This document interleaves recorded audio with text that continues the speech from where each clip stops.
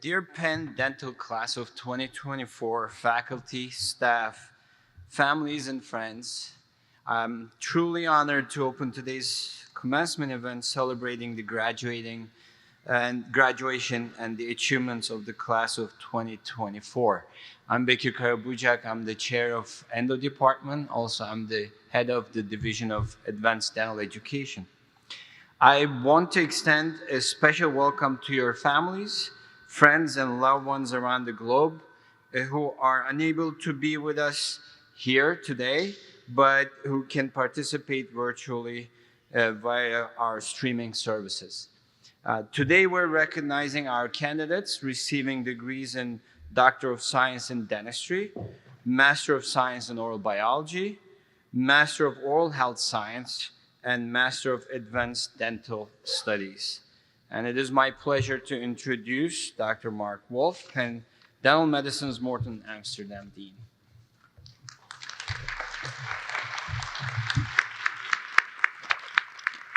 Thank you so much. It's wonderful to be here. It's wonderful to see all your faces and your families here and distant to us. We really look forward to these moments of graduation. They're real great transitions.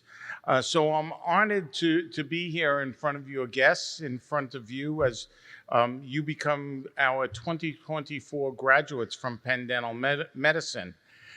You're graduating as accomplished scholars. All of you have done scientific projects in oral health.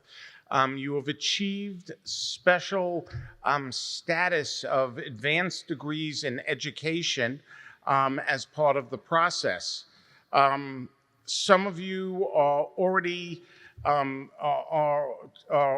dentists and looking to add some of your skills that will make you better educators, better scientists. Some of you have joined us pre-dental to add skills that will make you better dentists and better scientists. But the commonality in all of this is that you have come to join Penn Dental Medicine in the pursuit of knowledge. And University of Pennsylvania has been in this business since Benjamin Franklin created the school in 1751, one of the oldest universities in America. The University of Pennsylvania is a unique place where on the same campus there are 12 separate schools, with Penn Dental Medicine being one of the older schools created in 1878. Penn Dental Medicine has a long history of discovery, and that's absolutely fantastic. The very first class had a dentist who graduated, went out and discovered why we get decay in our mouth from eating sugars.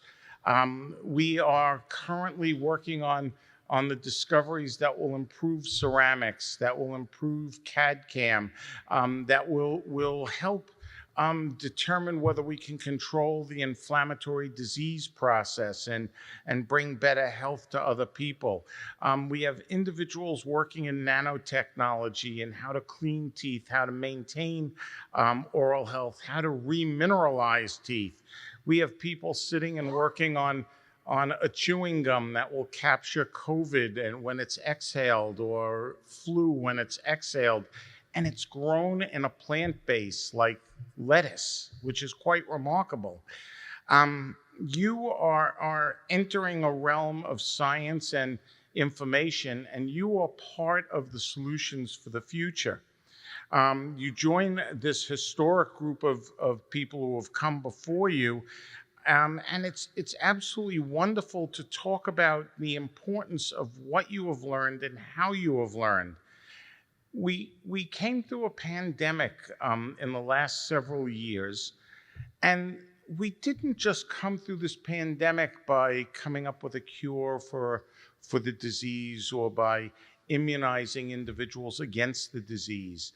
At the same time that an actual vaccine, which, by the way, mRNA vaccines were invented here at University of Pennsylvania. At the same time that invention took place, something else happened in our society. It was a discussion about information. We stopped believing the doctors that were telling us the best information they had available at the moment, and alternate science took as much weight as the research that people had done for decades. We had new alternative theories being professed as if they were the leading science of the day. And the problem is the consumer has no method of understanding how to absorb that. They can't tell the difference between one MD standing up there and saying, you need to do this, and another MD saying, it's okay to do that. That discrepancy makes for a society that does not know how to interpret literature, query and have a curiosity that requires deeper knowledge than something that comes off an internet feed, a single stream on TikTok or a single stream on Instagram. You've been given the skills to actually do the science, look at the science, analyze whether it's valid or not, and stop saying there are two truths. It's important that you take part of that role to actually help society improve that piece of their interpretation. It's not just that you became smart. You have to protect the societies around us by speaking about facts, speaking about information, and talking about how to analyze that and look at this. And this permeates all aspects of our life. You have been given those skills as part of the master programs, as part of the doctoral programs that you have participated in. They are special skills. Now, you only applied them towards this tiny little piece that you were studying, but they're expandable to cover much more than that. You're fated for greatness. Many of you will become academics as part of the process here in the United States or in other countries. Many of you will start teaching and writing and producing the information that other people will look at, that other people will use as the facts to make their decisions. It's important that you think about how you will influence the lives around you. I'm always confronted with, look, we discovered this. And I look at that and instantly ask the question, so what? No, it's a mechanism that does this, and it causes this to twist and that to rock, and this is deeper than that, or this is, so what? It's a discovery.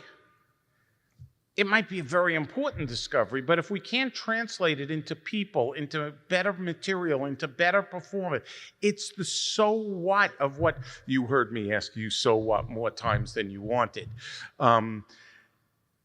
It's the so what.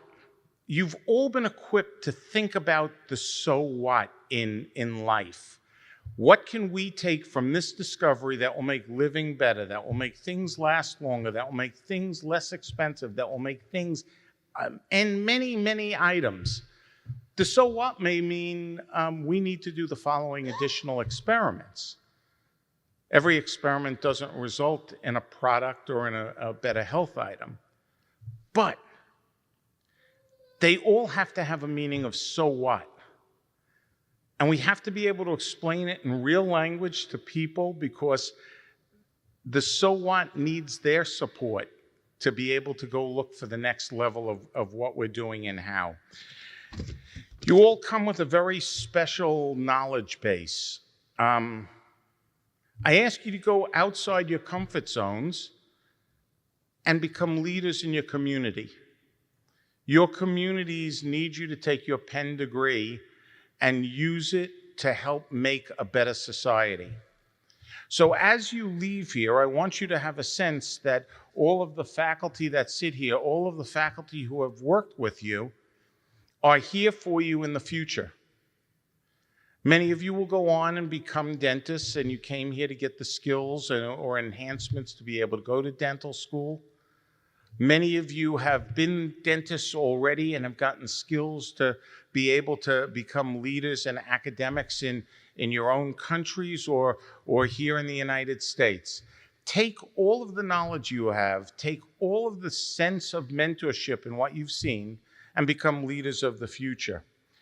Don't hesitate to be a proud Penn Dental Medicine graduate. We're proud of you, and we think at all times about all of you and what we can do to enhance your ability to succeed long after you graduate. Don't hesitate to come back to us and talk to us and tell us what we did right, what we did wrong. We do want to hear this. It's important to us. The big important message that I send away with you right now is do something, and do something big for society, for your families, for yourself, and you'll have a rewarding career that you'll never look back upon with any question whether or not it was the right path. So with that, I say thank you very much for having come to Penn Dental Medicine and given us this opportunity to expand to who you are. It's now my pleasure to introduce Dr. Tim Ricks. Dr. Tim Ricks held federal service roles for over 35 years, including military service and over 23 years as a clinician and administrator with the United States Public Health Service. He was the 20th Chief Dental Officer of the United States Public Health Service and served as Assistant Surgeon General from 2018 to 2022. He currently holds various roles with the Indian Health Service, including Indian Health Service Representative for the Healthy People 2030 Oral Health Work Group. He has worked on the Indian Health Service Oral Health Surveillance Coordinator, a National Health Promotion and Prevention Coordinator. He has received numerous accolades, including the 2021 American Dental Association Distinguished Service Award, the 2022 Hispanic Dental Association and National Dental Association Distinguished Service Awards, the 2021 Diverse Dental Society President's Award, the 2020 Global Leader of the Year, and the U.S. Public Health Service Distinguished Meritorious Service Medals, among many other international and national awards. He's a board-certified diplomat of the American Board of Dental Public Health and a fellow of the International College of Dentists and the American College of Dentists, as well as the Pierre Fauchard Society. Tim, I welcome you to the podium. Thank you.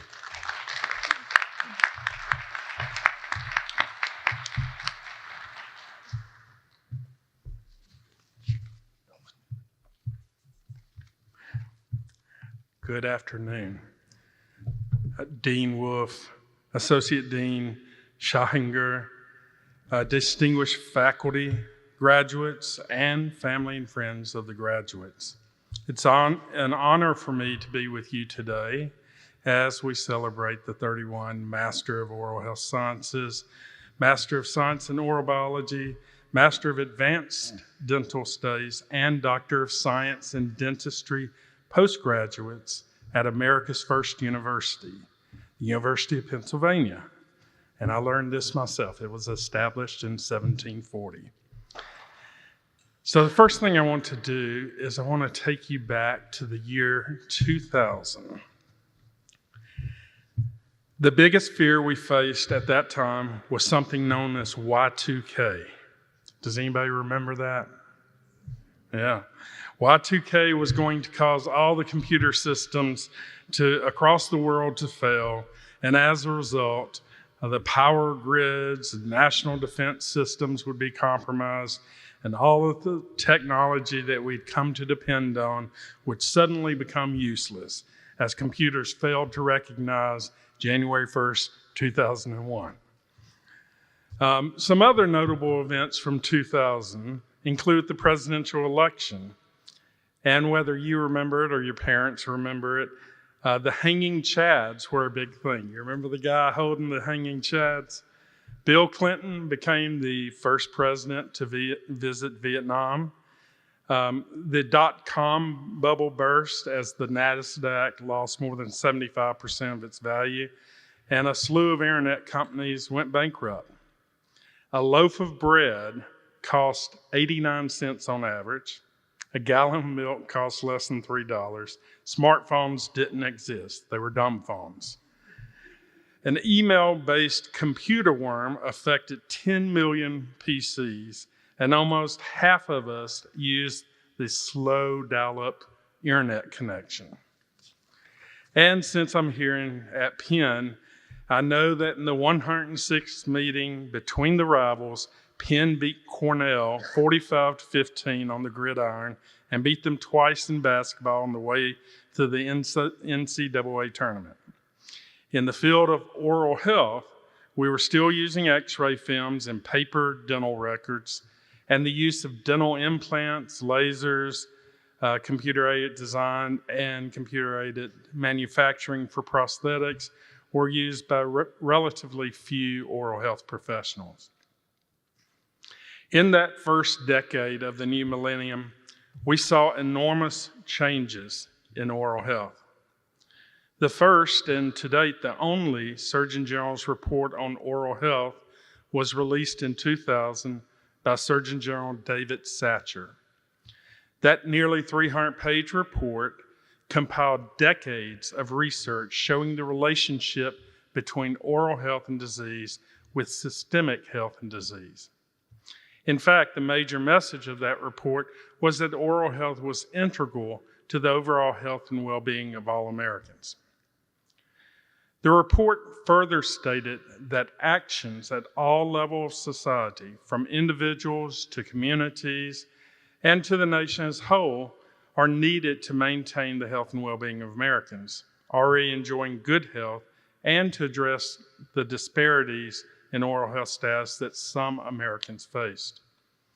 A coordinated effort at all levels can overcome the environmental, educational, social, and health systems and other barriers that have created vulnerable populations.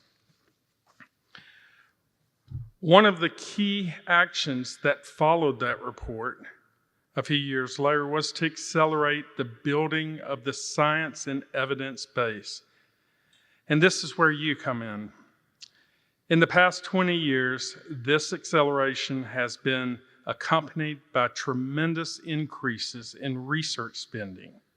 For example, the National Institutes of Health has gone from $20 billion in funding in 2000 to over $50 billion today.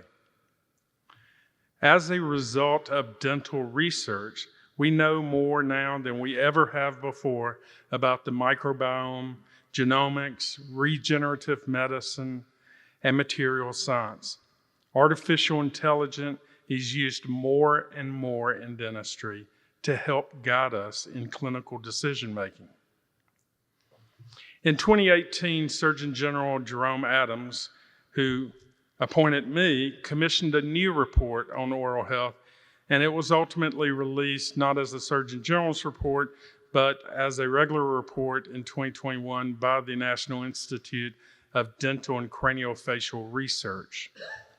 That report expanded upon the science from that 2000 report of the Surgeon General and stated the following. Discoveries in genetics have shed light on the causes of some oral and craniofacial conditions, while advances in microbiology have shown how microbes can influence health and disease. Stem cell research and materials science have spurred development of regenerative approaches in dentistry.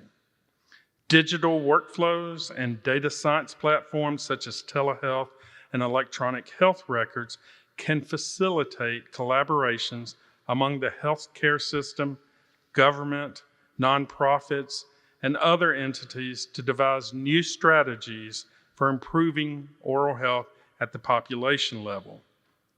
Advances in artificial intelligence, 3D printing, and digital imaging are also reshaping oral health care, as you know. While scientists are making strides in research, there is a need to validate new technologies, engage communities, as the dean was saying, to translate research, and to collect molecular and population-level data to ensure optimal outcomes. So as you move forward in your career, you will find and undoubtedly embrace an ever-changing landscape in oral health. For those of you that are receiving a Master of Science in Oral Biology, you'll be expected to carry the torch forward of advancing the research in oral diseases for many years and carry out these responsibilities in an ethical manner to not only show successes, but also, very importantly, to show failures. For those of you receiving the Master of Advanced Dental Studies, you've taken the extra step of enhancing your knowledge of clinical dentistry. And you should use this as an opportunity to share your knowledge with other oral health professionals.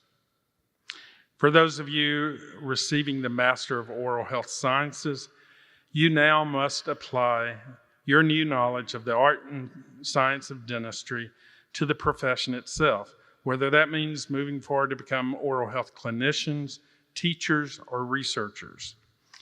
And for those of you receiving the Doctor of Science in Dentistry, you are the teachers, administrators, and leaders of tomorrow, those who will be responsible for shaping the minds of dental students, researchers, and technology in the future. Each of you is important to realizing the vision that Surgeon General David Satcher had in 2000 to advance the art and science of dentistry and oral health. I want to talk to you in closing about the most important thing, I think, moving forward, and that is how to enjoy a balanced work life and family life. As oral health professionals, researchers, and academics, you'll be faced with many daily stressors, whether they're from patients, family, finances, or other things. As leaders in the profession, my hope is that you will practice self-management and lead by example in managing the work-life balance. Take breaks during the day when you need them. Dentistry, oral health, it's tedious work. Research is tedious work. And it also involves much more than just patient care, as we know. It involves meetings, reports, grant writing, billing, and all these other responsibilities. It's important for you to take that mental health break just for a few minutes each day. Listen to your favorite song, meditate, or just go outside to get some fresh air. If you look at those professionals who are most successful, not just in terms of money, but having a well-balanced life and work environment, one common trait that they all have is time management. My son recently graduated with a doctorate, actually on Friday, and one of the biggest lessons that he learned as he continued in his studies was time management. And it all hits us at different times. Set goals for yourself each and every day and do a daily planner or checklist and practice self-compassion. What that means is if you don't accomplish everything, don't beat yourself up. Trust that you'll get it done as soon as you can. Take advantage of downtime, whether it is a patient no-show, a canceled meeting, or whatever. Set boundaries for yourself. Sometimes, especially in this new virtual world, we have to bring work home with us sometimes, and that's okay, but you don't want to make that a habit. You need to have me time for yourself and time with friends and family. Last and not least is exercise and eat right. Exercise and good nutrition not only help you become healthier physically, but they also stimulate mental health. So those are my lessons. I hope you heed one or two of them. I'd like to congratulate all of you as you receive your master's or doctorate today. And wherever your career takes you, I wish you much success and look forward to seeing and reading about all the great things you accomplish in your careers. Thank you.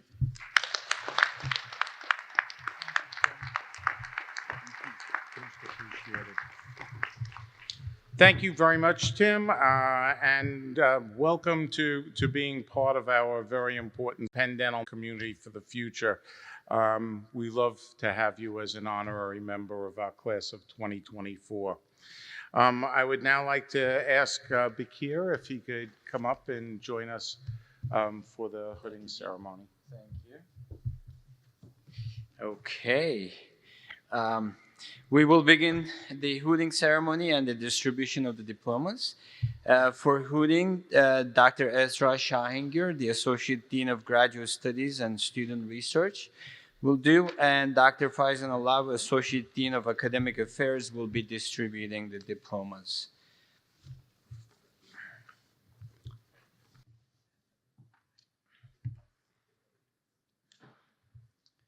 We're good? Perfect. Dr. Marwa Mohammed Wazir.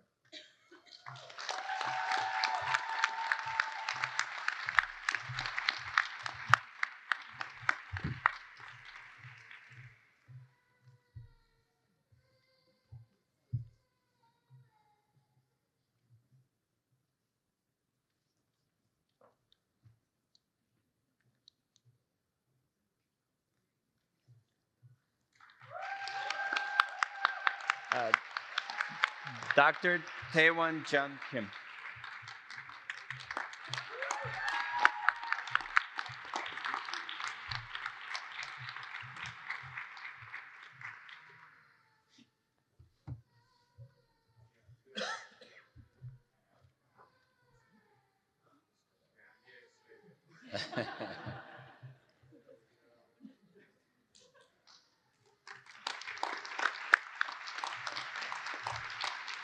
Dr. Dana Mahmoud Muminkan.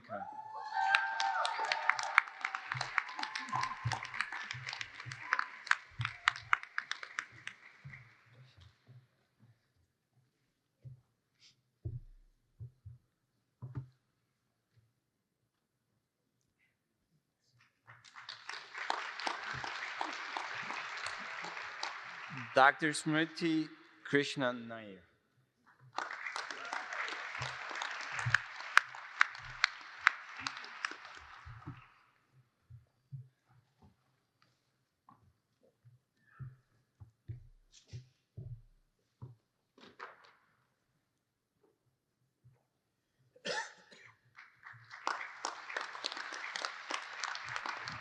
Dr. Kentapon Ratana School.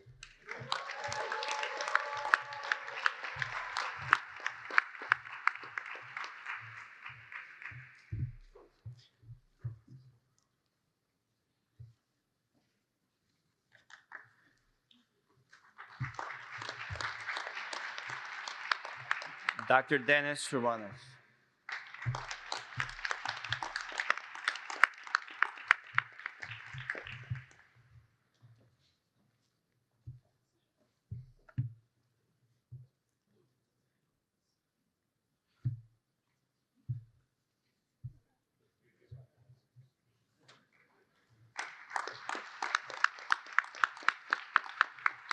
Dr. Pudipong Sripuna.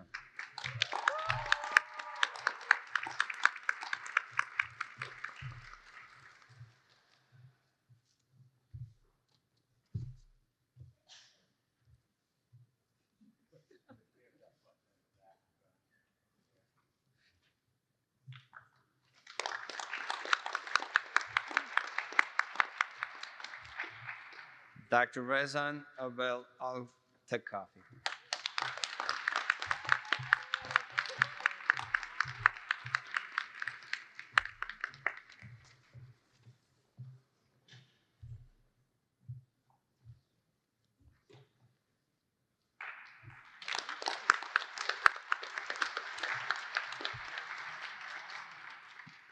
Dr. Iman Al-Amadi.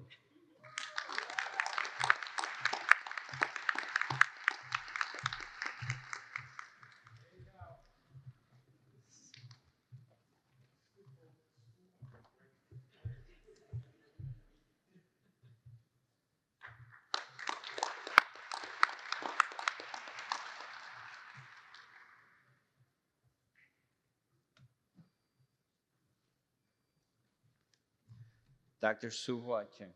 Oh, I'm sorry. Dr. Nur Al Saad. I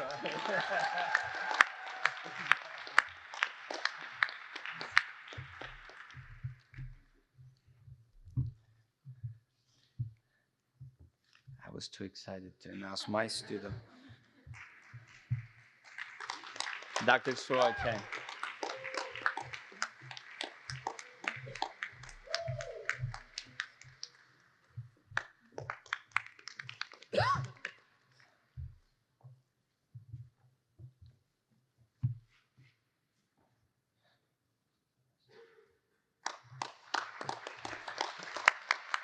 Dr.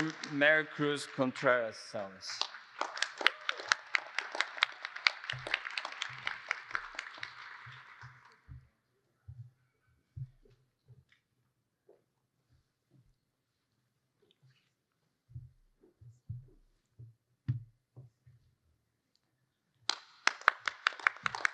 Dr. Nur Obani.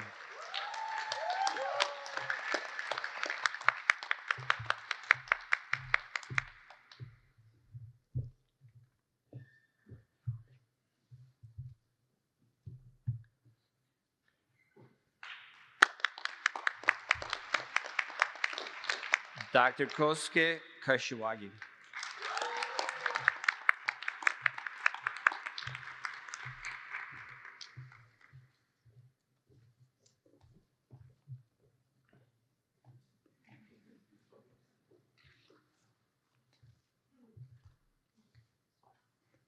Dr. Annette Ko.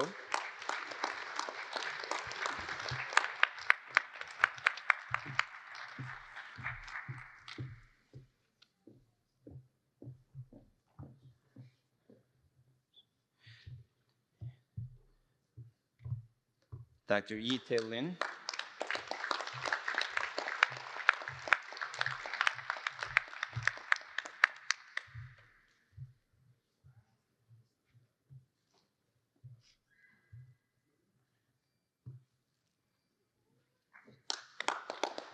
Dr. Marianti Papayuanu.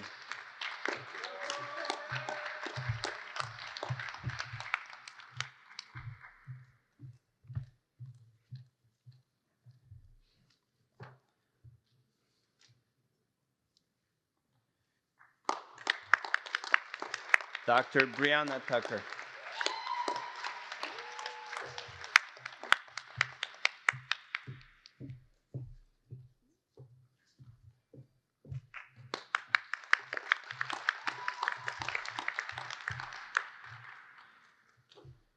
Dr. Breyer Elizabeth Moy.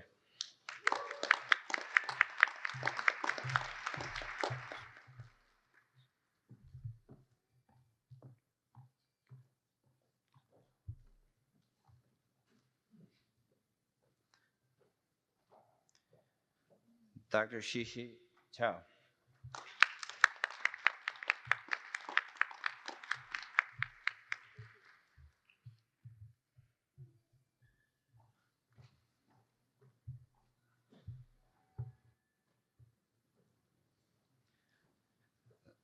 Dr. Kim Nebtai Dorn.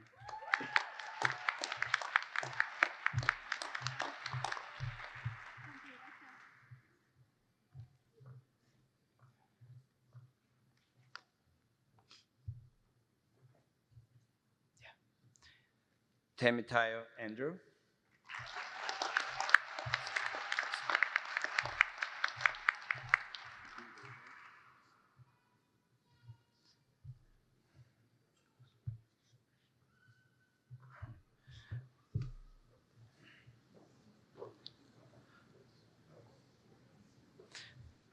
Mackenzie Moore-Koslow.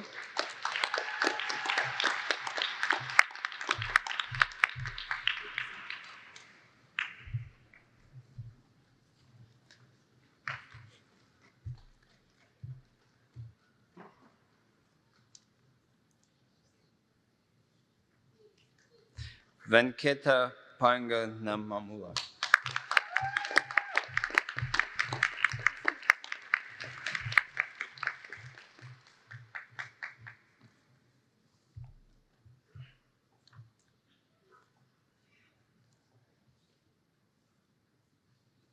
April Victoria Roll.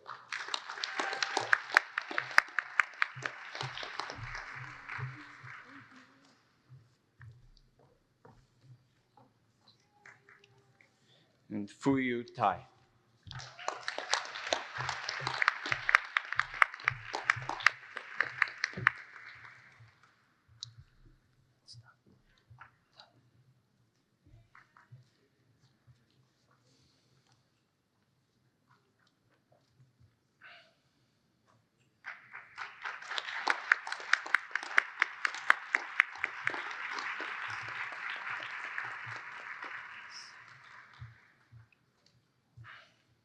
So congratulations to all our graduates, and we invite everybody to the dental school.